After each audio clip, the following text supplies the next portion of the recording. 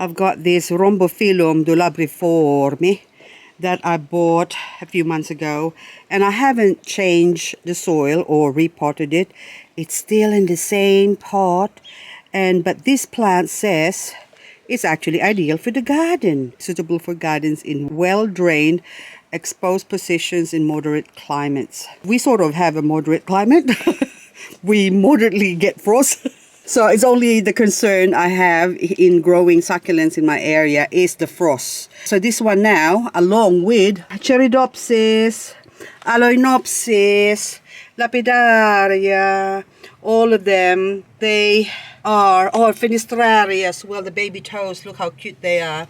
So from one plant now it's grown so much, but then that needs to go in the garden, along with the black aloe, which is not black.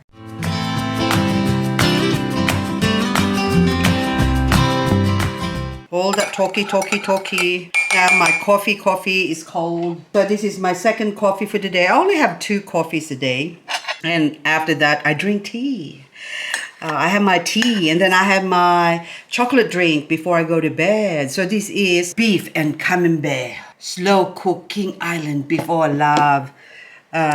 Cheese pie, nice and crunchy. Normally, if I haven't got the camera, I will just pick this up and bite into it. But because I've got the camera, I have to pretend to be civilized. Okay, I can't be wild. I'm a wild woman. One time, someone called me, oh, there's that wild woman over there.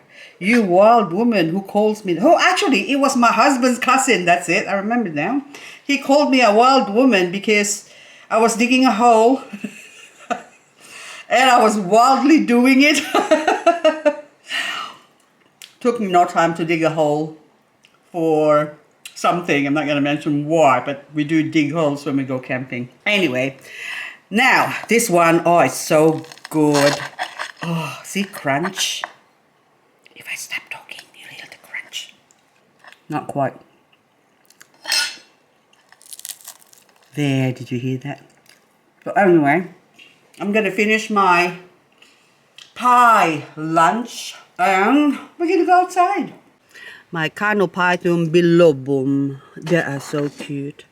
What am I going to do with you? I was given one plant, or I had one plant, and now it's got a 1, 2, 3, 4, 5, 6, 7, 2, 4, 6, 7, 7 plants, but it's just small. It's really like tiny. Look my thumb. So that one now, and there's a new one growing. So maybe there's 2 in there. Who knows? I think there's 2. Yeah, 2 plants in there again. So I've had this for about, I would say 8 months. I was given 2 small pieces that I didn't even want to breathe on it because just in case I inhale it. And now 7 plants. So is that 1 plant a month? Just about.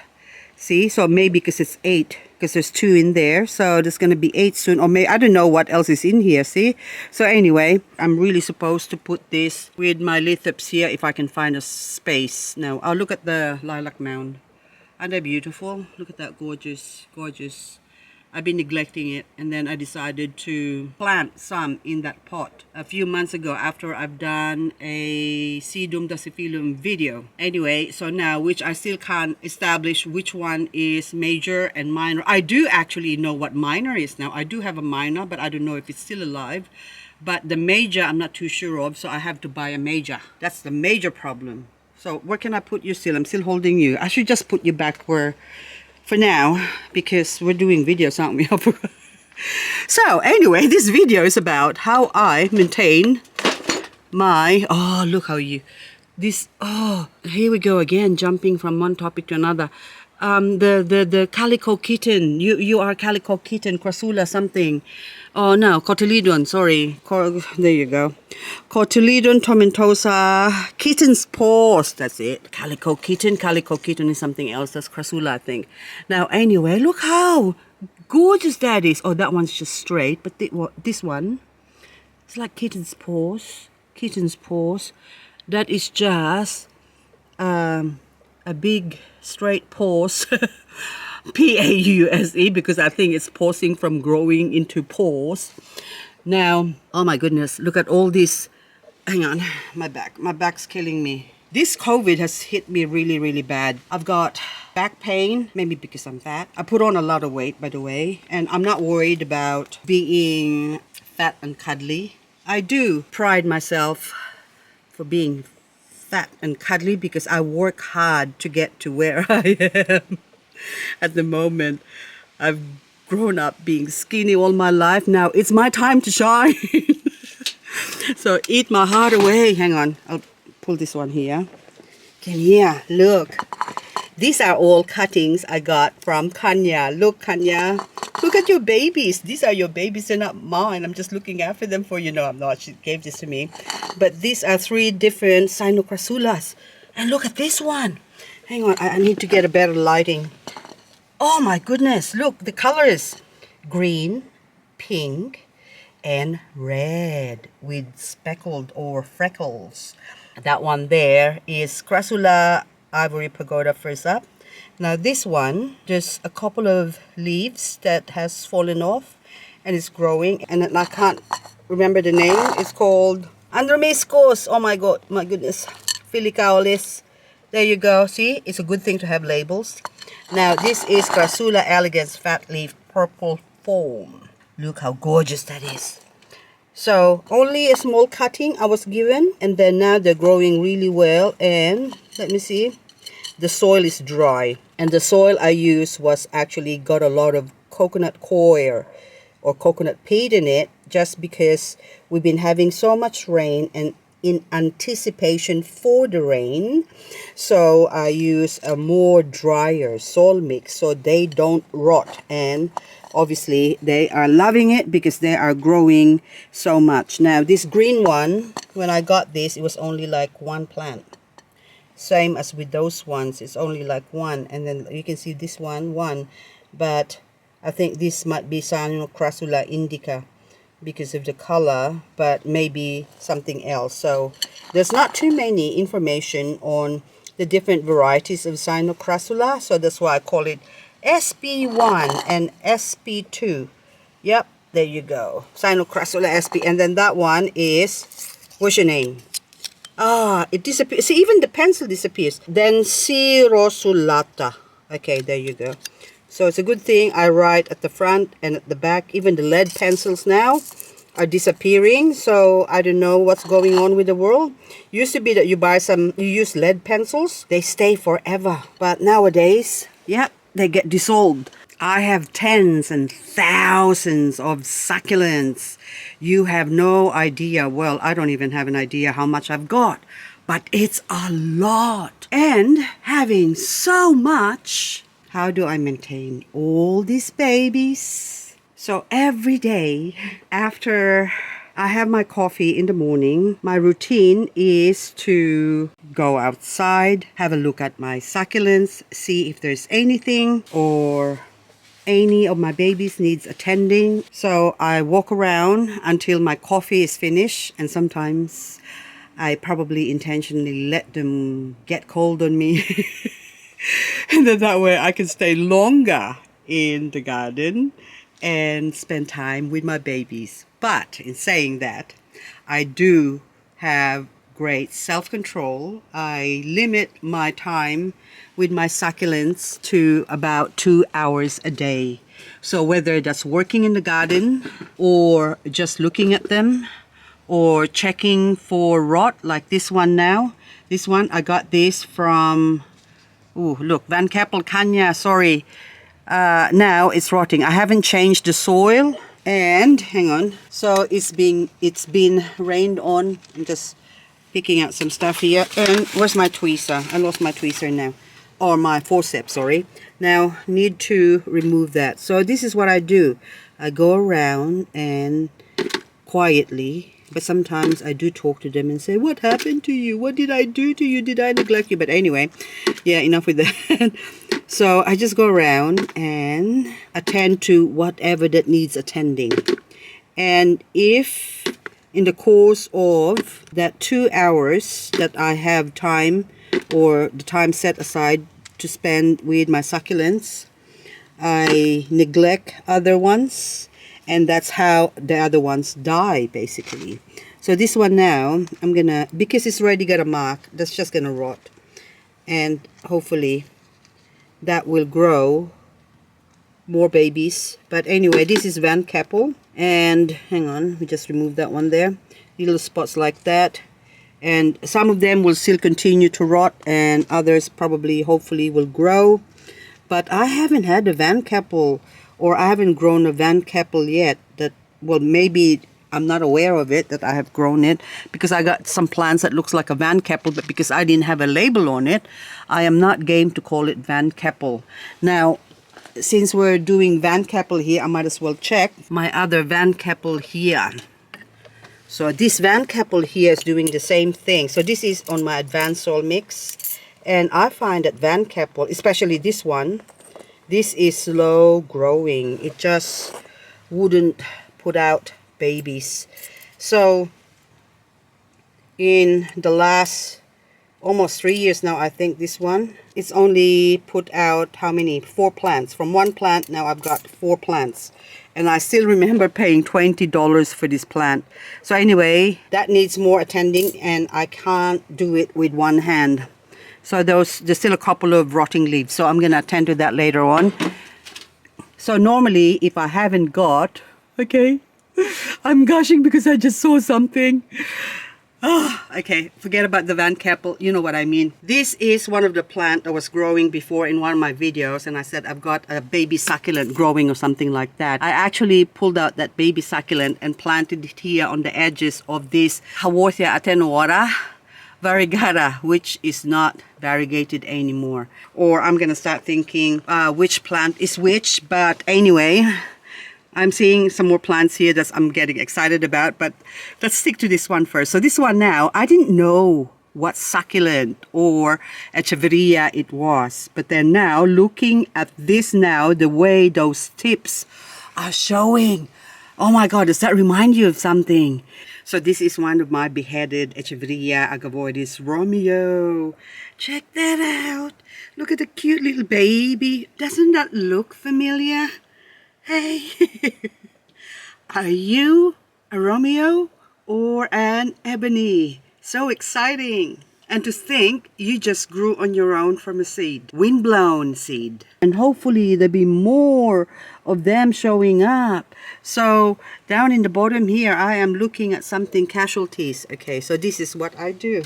I'm going to go back to stop gushing and go back to the point of this video, wherein how I maintain them. So this is what I do. I just go around, and if I see something that needs attending, then I just attend to them. And if they need watering, oops, that's probably the wrong one to pull. Anyway, then I water them. And I have my, oh, this one right now is asleep, my Crassula Buddha's Temple, but then I still have to check just in case any white bits, just in case they're Mealybug. So all the Crassulas at the moment are sleepy or asleep. And they look sleepy. Now, this is just water. Plain water. Wasser. Oopsie. Wasser. Okay, there you go. I'm speaking German now. It's Wasser. I think, yeah, they say Wasser. So correct me if I'm wrong, please. Now, I'm looking at my Hercules here, but before I actually water that. This is, I don't know whether they're going to grow. This is the tiny miniature Hercules that was growing from my garden. I just brush off the cobwebs. There's a resident. Oh, I'm running out of breath. Where was I? If I start talking, it's a good thing I can edit this video. So anything I say that can be used against me, I can edit out. Provided that while I'm editing the video, I don't have these moments as well. But anyway, I forgot now. Yeah, I'm supposed to water you. So I clean it up. And then I take my little water and water it. Because even though we had rain, this one I put actually on a soil mix, a gritty soil mix. So I don't know how it goes, because that gritty soil mix I've used on this one has killed my sempervivum. So hopefully it doesn't kill my other plants as well. So anyway, this one now I go check, see if they're dry.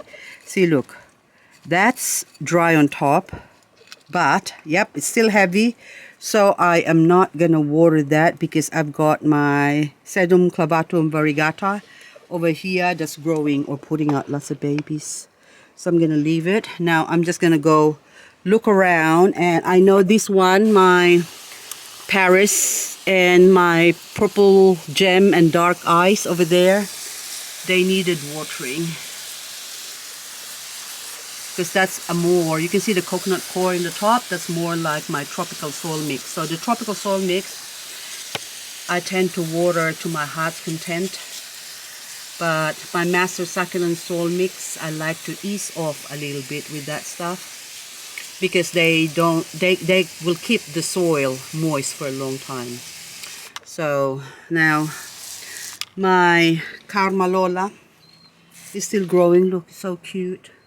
She's still pretty. New growth, recovered from the fungus nest, and also my bluebird here. Okay, so this is probably one of the two plants I check, and along with my Lane Ali collection here. Cubic frost loves water. So does Monroe. Well, let's just water this whole pot then, even though we had rain. Oh, look. Tinkerbell, I find, loves water too. So as Bluebird over there. So it's not too many. Oh, Purple Gem really. Not too many issues with these plants. And if I see my potted lovely rose, how can I forget the name? Then I give them a drink. But then if I find that I have a lot of plants that needs watering, I just turn on the hose. Otherwise, I just spot water like this. And, oopsie, don't fall. Like this. Oh, see? Something blew off my, oh my goodness. Give me here. See, the coconut coir needs more watering. The plant got blown off. They're so pretty. Look at that. These are all leaf grown. Hang on. What's that one there? Yes. Cante. You see the roots? So I have to go off camera just to remove the leaves, or else see. Okay. I have to saturate this. Really saturate it so that the roots of the Cante will take hold of the coconut coir. They get fused. And look how well the Sedum hirsutum or Hernandez CI. Oh, my brain is not very good at the moment. I'm telling you now. I'm still a sick girl. But slowly, my plants is making me feel better. Not really.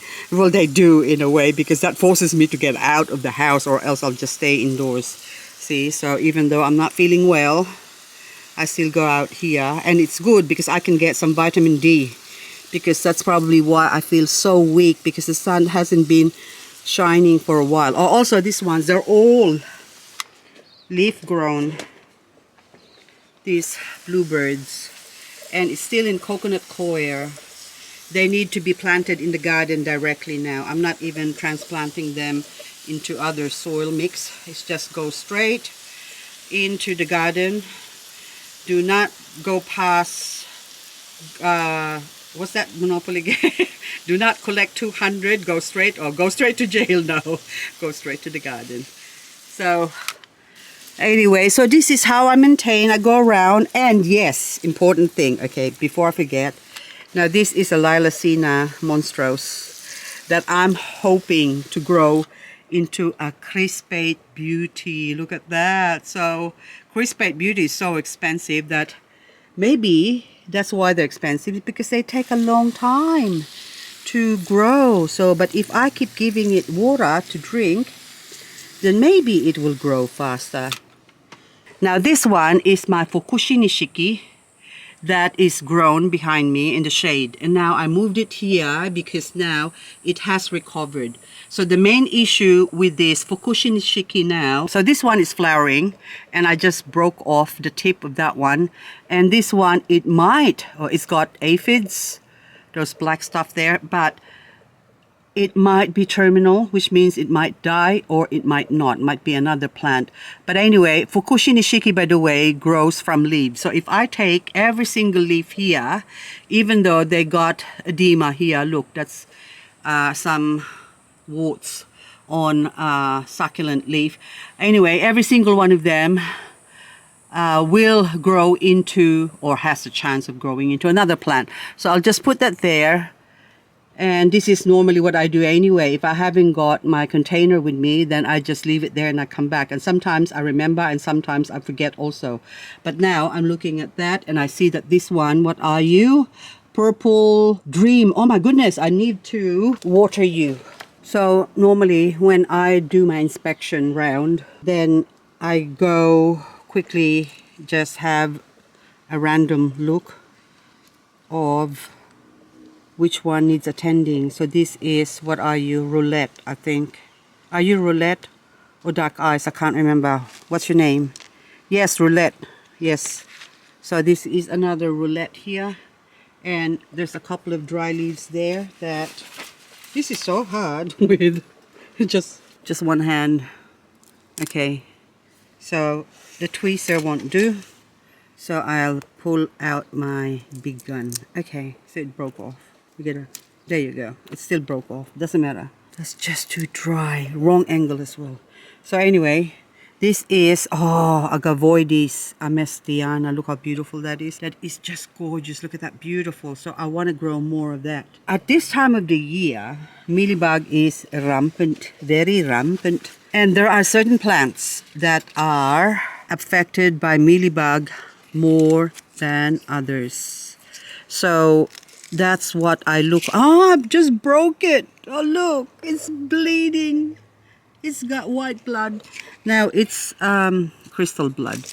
Now there's some plants that are prone to Mealybug, and there's others that are not.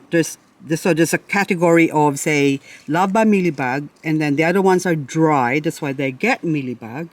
And then there's ones that are not affected by Mealybug at all. So at this time of the year, I go around checking the plants that are prone to Mealybug. Romeo, by the way, well, my Romeo, that is not prone to Mealybug unless it's kept dry. So the only time I seem to have deaths with Romeo is when, or because of Mealybug, is when the plants is dry. But you can't keep them wet because they will also rot. They don't like too much water.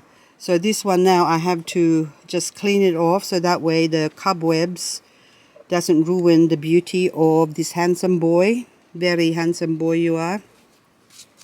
Anyway, so I just go around. This is my corduroy. I do the same thing. But speaking of Mealybug, that's what we were talking about. I forgot already. I get so distracted. Oh, I love these claws. Oh, have you seen a much better claws or eyelashes? It's like flicky of the eye, isn't it? Like eyelash. Gorgeous, gorgeous. Anyway, yes, Debbie. Okay, Debbie here at this time of the year gets attacked by Mealybug. And so this one I already cleaned it up, but still, there is still some remnants. And I just use, that's why the center is sort of, doesn't have any farina. It's because I just sprayed that with my Eco-Pest oil. So I prefer to use my Eco-Pest oil unless I do my cleaning, and then if I cut something, then I use my metho solution. Because if the Eco-Pest oil gets to the flesh of the succulent, I find that they do rot as well. Only that leaf, like say one leaf like that. I've been meaning to cut this off so many times. There you go, finally. And also these ones here, maintenance. Because I tried pulling that off. Doesn't want to pull off or come off. My mint, I trimmed them because that's why this one got a Mealybug. Because the mint are high up, I need them to go down here. So we let it go down there and make the plants look pretty. Although this is now overdue. This Gasteria here is overdue to go in the garden. So I'm gonna put that in the garden in the next few days. My Suyon. This Suyon has been growing in the shade there because it got damaged last year or last winter from the frost, by the frost. And so now my camera just overheated. So anyway guys, On the next video or my next vlog, maybe we tackle on how I search and destroy for Mealybug. So this one is Echeveria parpasarum. Yes, you look, Mealybug. So definitely we'll do the next video on Mealybug, or should I say plants loved by Mealybug.